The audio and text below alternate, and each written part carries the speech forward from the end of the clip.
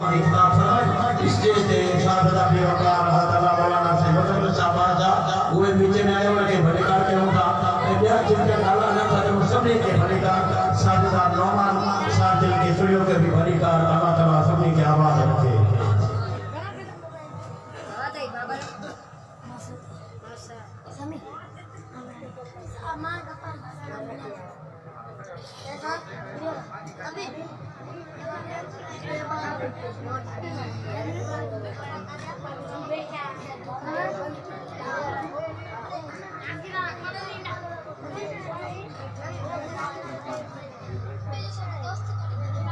نحمده ونصلي ونسلم على رسوله الكريم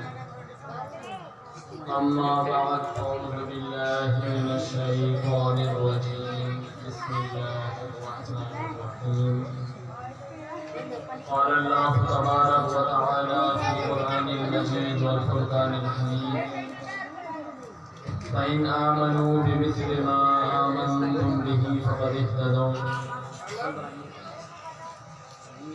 قال الله تبارك وتعالى في مقام آخر وما أرسلناك إلا رحمة للعالمين صدق الله العظيم وصدق رسوله النبي الكريم الأمين سامعین بھی وقار اللہ تبارک و تعالی کا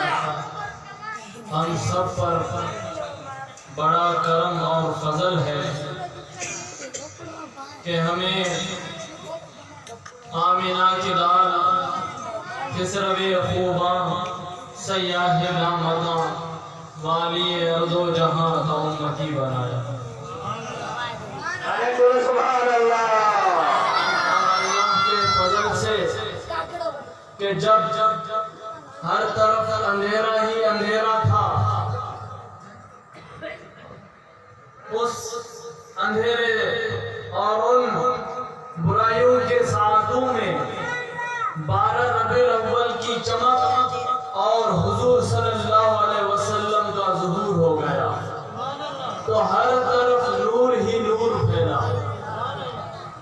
پھر فاران کی چوٹیوں سے جب حضور اکرم صلی اللہ علیہ وآلہ وسلم نے توحید کا کلمہ بلند کیا اور لوگوں کو اسلام کی طرف دعوت دی تو اس وقت سے لے کر آج تک 1400 سال گزر گئے 2 گروہ بن گئے ایک گروہ صدیق اکبر کا تھا ایک گروہ عمر کا تھا جس نے حضور کو دیکھا حضور کے کلمہ توحید کو سنا اور اس نظریے سے حضور کو دیکھا کہ یہ ہم جیسے نہیں ہے یہ اعلیٰ ہے یہ افضل ہے اور حضور کی غلامی کو مانا آپ کے خدام بن گئے تو وہ فاروق ہو گئے جب عثمان نے اسی نظریے اور اسی عقیدے سے دیکھا تو وہ غنی بن گئے اور پھر یہ سلسلہ یہ ستاروں کا سلسلہ چلتا ہوا آ رہا ہے جب حضرت علی نے دیکھا تو وہ شیر خدا بن گئے وہ حیدر کرار بن گئے اور یہ ایک گروہ ان ستاروں کا ہے جو اپنے چاند کے ارد گرد دیوانہ وار پھرتے ہیں دیوانہ وار نظر آتے ہیں اپنا مال تن من دھن سب کچھ قربان کرنے کے لیے ہم وقت تیار رہتے ہیں اور ایک گروہ ابو لہب کا بھی تھا ایک گروہ ابو جہل کا بھی تھا جو کہتے تھے اے ابو بکر یتیم ابی طالب یزعم انہ نبی یہ ابو طالب کا یتیم بھتیجا یہ کیسے نبی ہو سکتا ہے اور ایک طرف وہ لوگ بھی تھے جو یہ کہتے ہوئے نظر آتے تھے تیرے در کا دربار جبریل اعظم تیرا مدح کا ہر نبی و ولی ہے بیکاب جس کے لیے عرش اعظم یہ اجرا روے رامکا کی گلی ہے نہ کیوں گر کہوں یا حبیبی یا اکسنی اسی نام سے ہر مصیبت ٹلی ہے سوا ہے مجھے سرسرے دشت چیبہ اسی سے کلی میرے دل کی کھلی ہے سامعین دی وقار آج ہم نے حضور صلی اللہ علیہ وسلم کو بظاہر دیکھا نہیں ہم نے صرف سنا ہے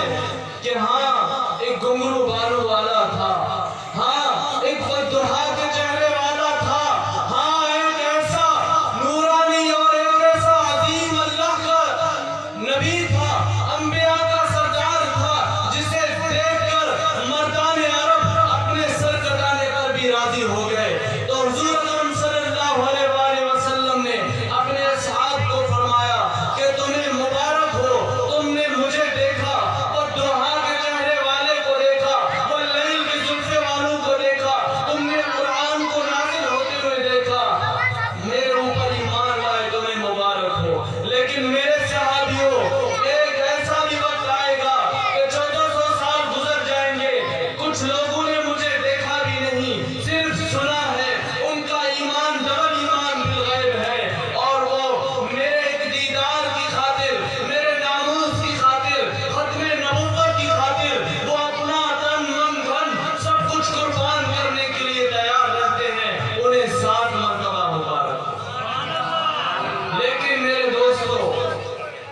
पुरफितन दौर में, इस नफ्सा नफ्सी के आलम में, जबकि हर कोई अपने मफादात की खातिर अपने अपने तशरीहात के साथ अपने अपने मकतबे फिक्र में, अपने अकायद में फंसे हुए लोग हर तरफ कहते हैं और बुलाते हैं कि हम आपको सीधा रास्ता दिखाते हैं, हम आपको जितना कहें उतना मानो। ये न देखने वालों की आजमाइश है। कोई सिद्दीक अकबर को ये कह नहीं सकता था कि हुजूर नूर नहीं है। कोई उमर फारूक के सामने ये कह नहीं सकता था कि हुजूर इल्म गैब नहीं जानते, क्योंकि वो देखते थे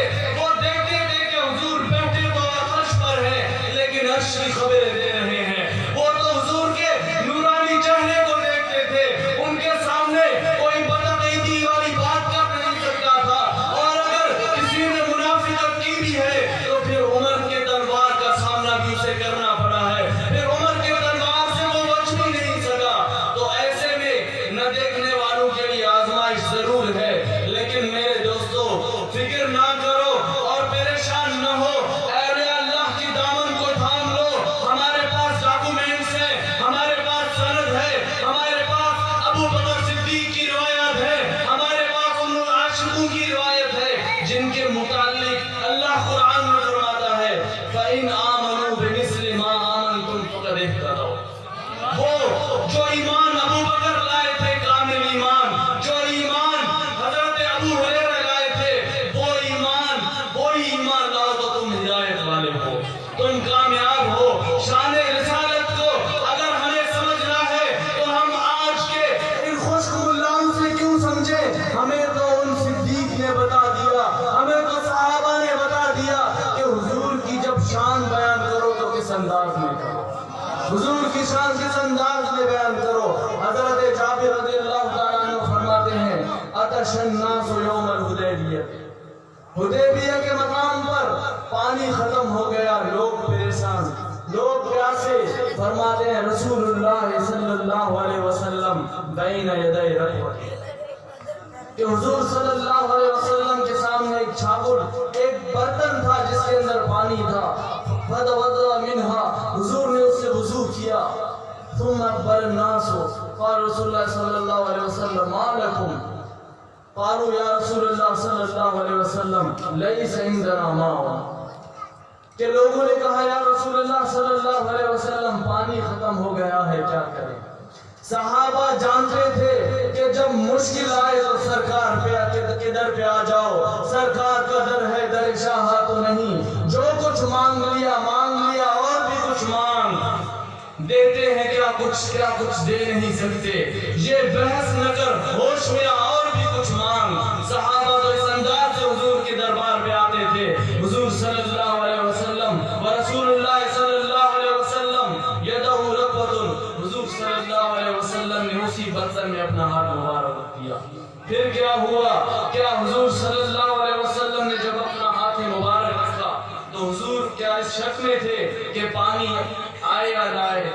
बल्कि इसको इस अंदाज से समझो कि हुजूर सहाबा को बता रहे हैं अना क़ासिमुन वल्लाहु युती, अल्लाह देने वाला है और मैं तक़सीम करने वाला हूँ। हाथ रखना मेरा काम है, पानी जारी करना अल्लाह का काम है।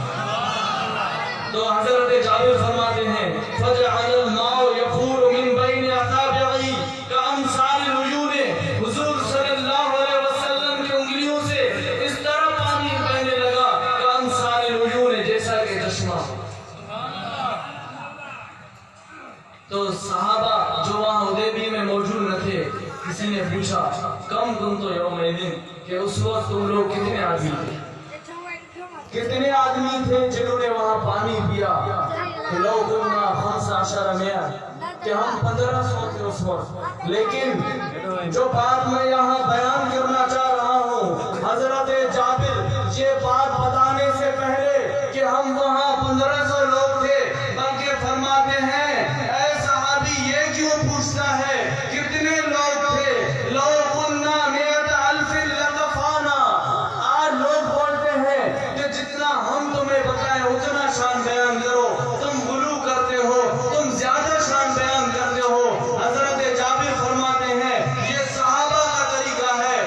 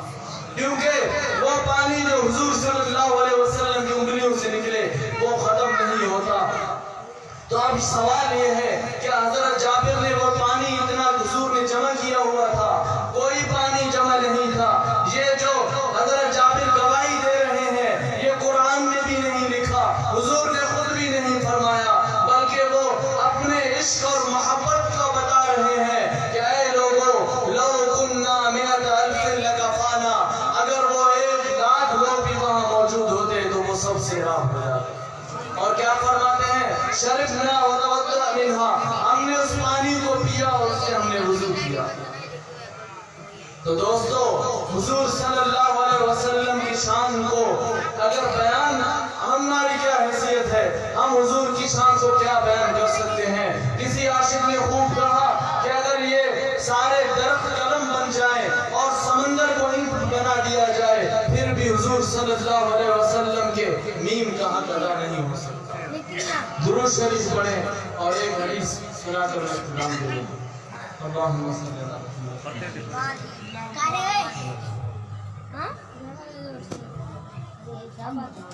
سامعین بھی وقار حضرت علامہ تفتزانی رحمت اللہ علیہ بہت بڑے علامہ ہیں، شرع عقائد پڑھنے والے جانتے ہیں کہ وہ کتنے بڑے مجتہد اور بہت بڑے عالم تھے۔ آپ اپنے بچپن میں جب وہ طالب علمی کے دور میں تھے،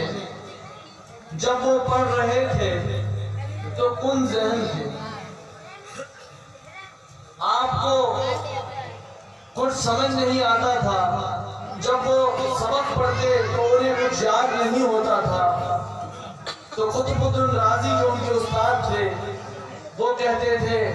کہ تفتزانی تو نکما ہے، تو محنت نہیں کرتا، لیکن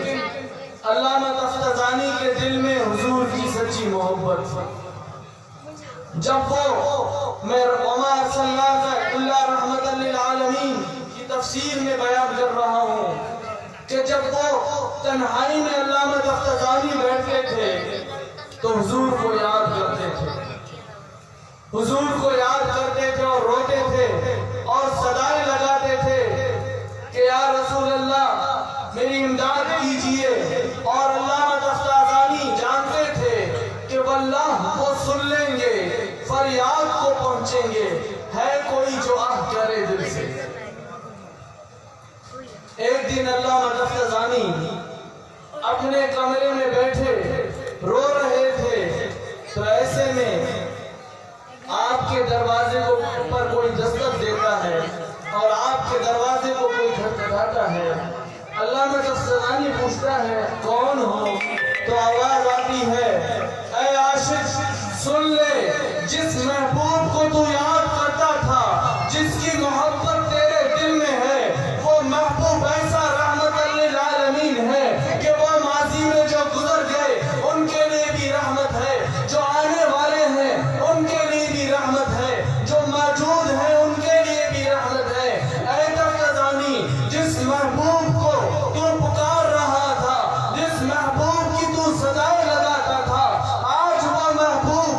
محبوب تیرے در پہ خود آیا ہے، باہر تو نکل۔ تفتزانی جب یہ سنتے ہیں، جب تفتزانی یہ سنتے ہیں کہ محبوب تشریف لائے ہیں تو یہ دیوانہ وار باہر نکلتے ہیں اور حضور صلی اللہ علیہ وسلم کی بظاہر اور ظاہری جسم مبارک میں حضور تشریف لا چکے ہیں، عاشق دیدار کر رہا ہے۔ تفتزانی کہتا ہے، حضور فرماتے ہیں کہ اے تفتزانی اپنا منہ کھولو۔ تفتزانی جب منہ کھولتا ہے حضور لعاب مبارک ان کو عطا کرتے ہیں، اور پھر دوسرا دن ہوتا ہے اور وہی کلاس ہے، وہی قطب الدین رازی ہے، وہی استاد ہے، وہی کتابیں ہیں، تفتزانی وہی ہے، اسے کچھ یاد نہیں ہوتا تھا، لیکن تفتزانی کا دل بدل گیا ہے، اب اس کا دل نور سے بھر گیا ہے۔ اب تفتزانی جب کلاس میں گفتگو کرتا ہے تو استاد قطب الدین رازی حیران و پریشان ہو کر کہتے ہیں اے تفتزانی کیا ہو گیا، ایک دن میں تو اتنا کیوں تبدیل ہو گیا، یہ علم کہاں سے آ گیا؟ تو تفتزانی کہتا ہے استاد یہ راز کی بات ہے، یہ تنہائی کی بات ہے، تنہائی کی بات ہے۔ قطب الدین رازی تنہائی میں لے جاتے ہیں اور پوچھتے ہیں اے تفتزانی بتا کیا بات ہے؟ تفتزانی کہتا ہے کہ اپنی زبان میں بتا دوں، ایک ماہ مدن نورانی بدن نیچی نظریں سب کی خبریں، وہ دکھا کے پون مرا بھوک گیا سب تن من دھن۔ تفتزانی کہتا ہے اے استاد وہ خسرو خوباں، وہ سیاہ لامکاں، وہ والی ارض و جہاں، وہ آمینہ کلال، وہ خدا کے محبوب تشریف لائے تھے، انہوں نے اپنا دیدار کرایا ہے۔ اور قطب الدین رازی جب یہ بات سنتے ہیں تو ان کی جو بات ہے وہ دل میں لکھنے والی بات ہے، وہ رونے لگتے ہیں اور کہتے ہیں اے کاش میں بھی کن ذہن ہوتا، اے کاش مجھے بھی اسباب یاد نہ ہوتے اور حضور کا رحمت مجھ پہ بھی آتا اور حضور مجھ پہ بھی کرم فرماتے اور مجھے بھی حضور کا دیدار نصیب ہوتا۔ یہ ہے عاشقوں کا طریق۔ اگر ہم چاہتے ہیں کہ ہم حضور کے سچے عاشق بنے، اگر ہم یہ دعویٰ کرتے ہیں، اگر ہم یہ نعرہ لگاتے ہیں کہ ہم حضور کے سچے عاشق ہیں، تو عرب دان کہتے ہیں ابداع الحب لا يكون بالقول الجمیل واللسان والمحبت لا تكون بالالفاظ الراية الحسنة وحسب لأنها لا تغني ولا تنفع في الآخرة شيئا بل يجب على المرء أن يحب الله ورسوله مما سواهما، بلکہ واجب ہے اس شخص پر کہ وہ حضور صلی اللہ علیہ وسلم سے ہر چیز سے بڑھ کر محبت کرے، اپنے ماں باپ سے بھی بڑھ کر محبت کرے۔ محبت ہم تو صرف گانے لگاتے ہیں، صرف دعوے کرتے ہیں، محبت عاشق سچا وہی ہے جو اپنے محبوب کی تعلیمات پر عمل کرے، جسے پتہ ہو کہ میرے نبی بیٹھتے کیسے تھے، میرے نبی نماز کیسے پڑھتے تھے، میرے نبی وضو کیسے کرتے تھے، میرے نبی کے دربار میں عشاء کیسے بیٹھتے تھے۔ جنہیں اپنے نبی کے عاشقوں سے محبت ہو، جنہیں اپنے نبی کے اہل بیت سے محبت ہو، یہ سب چیزیں جب ہوں گی اور سنت پر جب ہم عمل کریں گے تو پھر قیامت کے دن ان ہستیوں کے ساتھ ہوں گے، انہی کے جھنڈے کے ساتھ ہوں گے۔ اور محبت تو وہ ہے جو کفار بھی دیکھ کر کہتے ہیں۔ عروہ بن مسعود کہتا ہے واللہ لقد وفدت علی الملوک وفدت علی قیصر و کسری والنجاشی واللہ ان رأیت ملکا قد يعظم اصحاب محمد۔ عروہ بن مسعود مسلمان نہیں ہوئے تھے، اس وقت مسلمان نہیں تھے اور جاسوسی کرنے کے لیے مدینہ آئے کہ دیکھیں کہ حضور کے خادم کیسے ہوتے ہیں، کیسے حضور کے ساتھ معاملہ کرتے ہیں۔ تو فرماتے ہیں جب واپس جاتے ہیں اور کفار مکہ کو بتاتے ہیں کہ میں قیصر و کسریٰ کے دربار میں بھی گیا، میں بڑے بڑے بادشاہ کے محلات میں بھی گیا، لیکن ایسے عاشق میں نے نہیں دیکھے، ایسے جان نثار میں نے نہیں دیکھے جس طرح وہ جان نثاری کرتے ہیں۔ واللہ ان تنخم نخامة الا وقعت في كف رجل منهم فدلق وجهه وجلده واذا امرهم ابتدوا امره واذا تودع قعدوا يقتدرون على وضوئه۔ فرماتے ہیں جب حضور صلی اللہ علیہ وآلہ وسلم اپنا لعاب مبارک پھینکتے ہیں زمین پر تو وہ زمین پہ نہیں گرتا، زمین ترستی رہتی ہے کہ یہ لعاب مجھ تک پہنچے، لیکن اس لعاب کو صحابہ اپنے ہاتھوں میں لیتے ہیں۔ یہ حضور نے نہیں فرمایا صحابہ کو کہ صحابہ ایسے کرو، صحابہ کا اپنا عشق تھا، یہ ان کا اپنے محبت تھی۔ وہ جانتے تھے کہ محمد کی محبت دین حق کی شرط اول ہے، ہو اگر اس میں خامی تو سب کچھ نامکمل ہے۔ اور علامہ اقبال فرماتے ہیں بے خطر کود پڑا آتش نمرود میں عشق، عقل ہے محو تماشا لب و بام بھی، اور جے میرا سونا میرے دکھ وچ راضی میں سکھنو جھلے پاواں۔ امام احمد رضا خان فرماتے ہیں جان ہے عشق مصطفیٰ روز فضو کرے خدا، جس کو ہو درد کا مزہ نازے دوا اٹھائے کیوں۔ وہ تو حضور کے عاشق تھے، وہ تو ہر حال میں خوش تھے، اگر میدان احد میں اور جنگ بدر میں اور ان تپتی ہوئی ریزگار پہ اگر صحابہ کی جانیں نچھاور کرنے سے حضور راضی تو صحابہ راضی، اگر کربلا کے میدان میں اس بے سر و سامانی کے عالم میں امام حسین نے بھی علم حق کا علم بلند کر کے یہ فرما دیا کہ اگر امام حسین کی شہادت پہ حضور راضی ہے تو پھر ہمیں کوئی اعتراض نہیں۔ یہ عاشقوں کا انداز رہا ہے، یہ سب کچھ قربان کر کے بھی فرماتے ہیں جان دی ہوئی اسی کی ہے، حق تو یہ ہے کہ حق ادا نہ ہوا۔ اور عروہ بن مسعود کہتے ہیں وَإِذَا تَوَدَّ قَعَدُوا يَقْتَدِرُونَ عَلَى وُضُوئِهِ، کہ جب حضور وضو فرماتے تھے، حضور وضو فرماتے تو صحابہ اس وضو کو لینے کے لیے، اس وضو کے پانی کو لینے کے لیے اتنے بےتاب ہوتے کہ ایسے لگتا کہ جیسے آپس میں جھگڑا کر رہے ہیں۔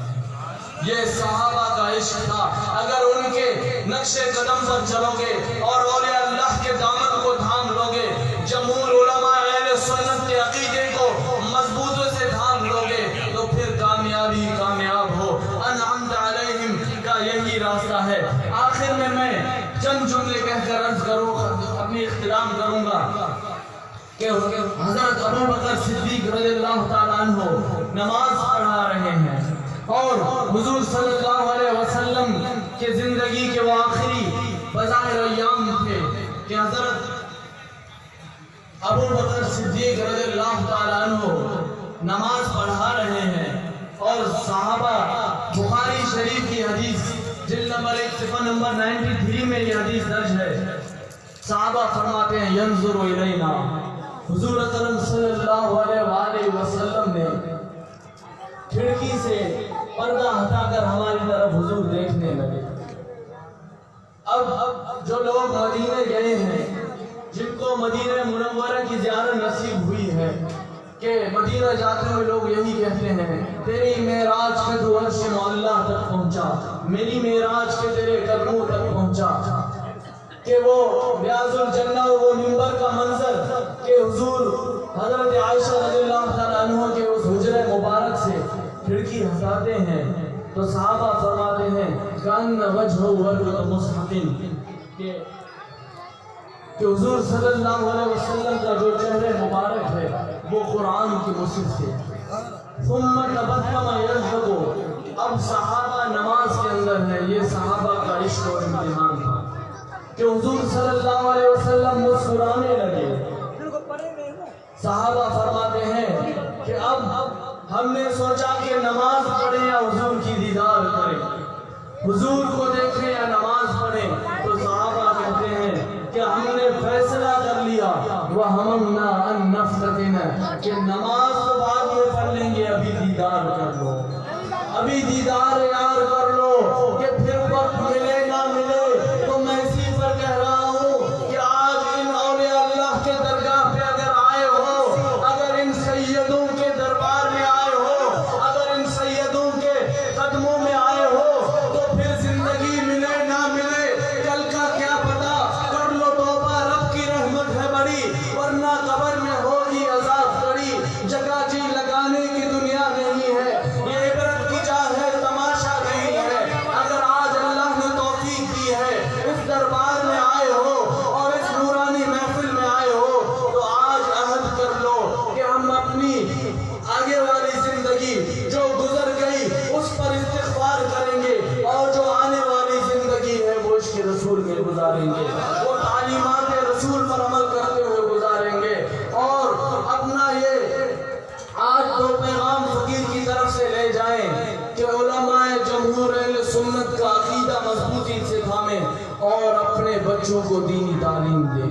اپنے بچوں کو دین اسلام کے حوالے کر دیں, اور یہ نیت کر لیں کہ یہ بچہ میرا اسلام کا مجاہد بنے, اسلام کا عالم بنے. جو بچے یہاں بیٹھے ہیں وہ کل اس منبر پر بیٹھ کر قال قال رسول اللہ کہتے ہوئے نظر آئے. واللہ اس سے بڑھ کر اور کوئی نعمت نہیں ہے. واللہ یہ جو بڑے بڑے محلات والے ہیں, یہ جو بڑی بڑی گاڑیوں پر بیٹھتے ہیں, یہ سب فنا ہو جائیں گے, لیکن میرے نبی فرماتے ہیں یہ جو تمہارے نیک بچے ہیں وہ قیامت کے دن بھی تمہاری سفارش کریں گے. یہ جو تمہارے بچے ہیں یہ تمہارے لیے نور بن جائیں گے. تو ان منظرات کو نہ دیکھو, ان گاڑیوں کو نہ دیکھو, یہ سب فنا ہو جائیں گے. اگر کامیابی چاہتے ہو تو ان اللہ والوں کی دامن کو تھام لو, میرے نبی کے دامن کو تھام لو. عزت ہے تو اسی میں ہے, عزت ہے تو اسی میں ہے,